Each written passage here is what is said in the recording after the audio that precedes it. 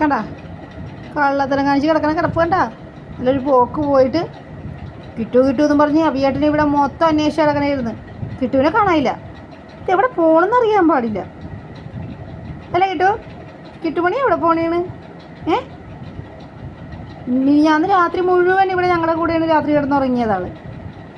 അത് കഴിഞ്ഞ് രാവിലെ ഭക്ഷണം കഴിച്ചിട്ട് പോക്ക് പോയതാ. പിന്നെ വന്നത് ഇന്ന് രാവിലെയാണ്. ഞങ്ങളിടക്കങ്ങനെ കേട്ടാ, ഒന്ന് പോയിട്ടുണ്ടെങ്കിൽ പിറ്റേ ദിവസമൊക്കെ വരുള്ളൂ. അല്ലെങ്കിൽ ഇടക്കിടക്ക് ഇങ്ങനെ വന്ന് ഞങ്ങളിവിടെ ഉണ്ടോയെന്ന് അന്വേഷിച്ച് വരും.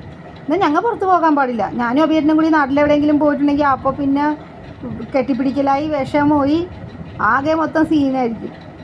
അവൻ എല്ലായിടത്തും പോകാം. അവൻ വരുമ്പോൾ ഞങ്ങളിവിടെ ഉണ്ടായിക്കോളണം. അല്ലേ കിട്ടുവേ?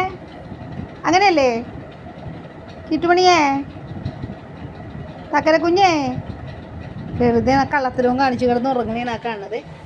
ഉറങ്ങിയിട്ടില്ല കിട്ടുവേ ഒന്ന് കണ്ണുറന്നേ.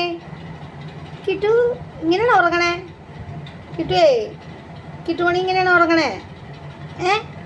ഒന്ന് കണ്ണുറന്ന് കാണിച്ചേ. നമ്മുടെ കള്ളച്ചക്ക മസാജ് എങ്ങനെയാണ് കിട്ടു? അങ്ങനെ മസാജ് ചെയ്യാൻ കിടക്കണേ? കിട്ടുവേ മസാജ് ചെയ്യണോ? മസാജിൻ്റെ പേര് പറഞ്ഞപ്പോൾ തന്നെ കണ്ണുറന്ന് വന്നോണ്ടാ. മസാജ് ചെയ്യണോ കിട്ടുവിനെ? ബാമ മസാജ് ചെയ്തുതരാം. മര്യാദക്ക് കിടക്ക് ചെല്. കിട്ടുമണിയെ മര്യാദക്ക് കിടക്ക്. അമ്മ മസാജ് ചെയ്തുതരാം കുഞ്ഞിന്. ഇങ്ങനെ മസാജ് ചെയ്യണേ. കണ്ടാ അതേ മസാജ് ചെയ്യാൻ കിടക്കണേ.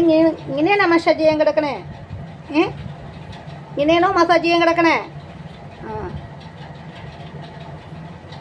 ഇങ്ങനെയാണ് മസാജ് ചെയ്യാൻ കിടക്കണത്.